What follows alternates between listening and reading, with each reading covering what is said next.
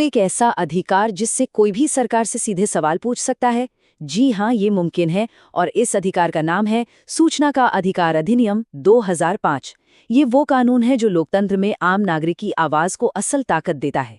चलिए, आज इसी को जरा गहराई से समझते हैं। मान लीजिए किसी के घर के पास एक नई नवेली सड़क बनी है। अब दिमाग में सवाल तो आएगा ही, है ना, कि भाई इस सड़क पर आखिर खर्चा कितना हुआ, इसे बनाने का ठेका किसे दिया गया।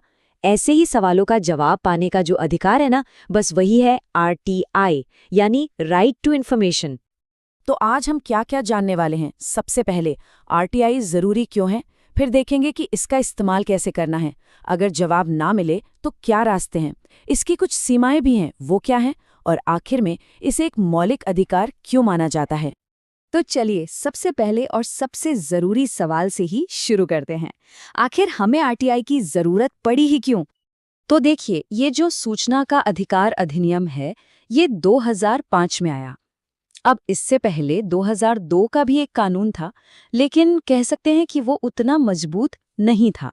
तो उसे बदलकर ये नया ज्यादा असरदार कानून लाया गया। मकसद बिल्कुल साफ था, एक ऐसी व्यवस्था बनाना जो हर आम नागरिक के हाथ में सवाल पूछने की ताकत दे। और देखिए, इस कानून का जो सबसे बड़ा मकसद है वो है भ्रष्टाचार पर लगाम लगाना। सीधी सी बात है, जब किसी को भी ये पूछने का हक होगा कि भाई फलां सड़क पर कितना पैसा लगा, तो अपने आप पारदर्शिता बढ़ेगी, है ना। और जहां पारदर्शिता होती है वहां घोटालों की गुंजाइश काफी कम हो जाती है। ठीक है, तो ये तो समझ आ गया कि आरटीआई क्यों जरूरी है। पर अब सवाल ये है कि इसका इस्तेमाल कैसे किया जाए, और यकीन मानिए प्रक्रिया काफी सीधी साधी है। चलिए स्टेप बाय स्टेप समझते हैं। सबसे पहले तो ये पता लगाना है कि जानकारी किस सरकारी विभाग के पास होगी। फिर बस एक सादे कागज पर अपना सवाल लिखना है, अंग्रेजी, हिंदी या जो भी क्षेत्रीय भाषा हो उसमें। कोई खास फॉर्मेट नहीं चाहिए। और हाँ, सबसे बड़ी बात, आपको ये बिल्कुल नहीं बताना कि ये जानकारी आपको क्यों चाहिए। बस अपना सवाल पूछिए, 10 रुपए की फीस दीजिए और आवेदन जमा कर दीजिए। बस इतना ही। और ऐसा नहीं है कि जवाब कभी भी आएगा, इसके लिए बाकायदा समय सीमा तय है। ज्यादातर मामलों में 30 दिन के अंदर जवाब मिल जाना चाहिए। लेकिन अगर मामला किसी की जिंदगी या आज़ादी से जुड़ा हो, तो ये समय सीमा सिर्फ 48 घंटे की है। जी हाँ, सिर्फ 48 घंटे। अब एक सवाल जो सबके मन में आता है, अगर 30 दिन में जवाब नहीं मिला तो, या किसी ने जानकारी देने से मना कर दिया तो घबराने की जरूरत नहीं है। कानून में इसका भी पूरा इंतजाम है। अगर कोई अधिकारी बिना किसी वाजिब कारण के जानकारी देने में देर करता है तो उस पर जुर्माना लगता है। और कितना? हर दिन का 250 रुपये। और ये जुर्माना बढ़ते बढ़ते 25,000 रुपये तक पहुंच सकता है। तो आप समझ सकते हैं, ये प्रावधान इसलिए है ताकि अधिकारी अपनी जिम्मेदारी को हल्के में ला लें। तो अगर जवाब नहीं मिला तो पहला कदम है उसी विभाग में एक सीनियर अधिकारी के पास फर्स्ट अपील करना। अगर वहां से भी संतोषजनक जवाब नहीं मिलता तो फिर रास्ता खुलता है सेकंड अपील का, जो सीधे सेंट्रल या स्टेट इन्फॉर्मेशन कमीशन में होती है। और अगर वहां भी बात ना बने तो मामला सुप्रीम कोर्ट तक भी जा सकता है।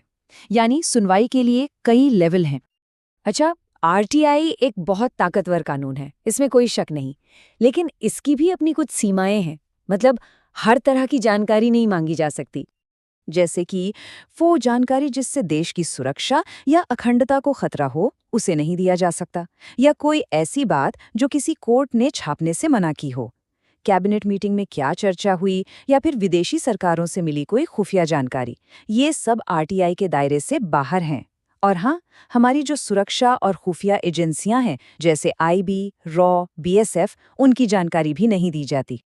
और एक बहुत ही कह सकते हैं चर्चित छूट है, वो ये कि राजनीतिक दल आरटीआई के दायरे में नहीं आते। जी हाँ, मतलब कौन सी पार्टी को कहाँ से चंदा मिला, ये जानकारी आरटीआई के जरिए नहीं मांगी जा सकती। और इस बात पर काफी बहस भी होती रही है।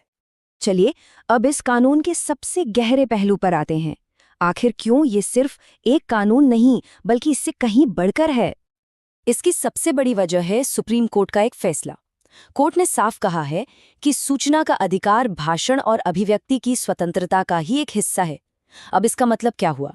इसका मतलब ये हुआ कि ये सिर्फ एक आम कानून नहीं है, बल्कि हमारे संविधान के आर्टिकल 19 के तहत मिला एक फंडामेंटल राइट, यानी कि एक मौलिक अधिकार है।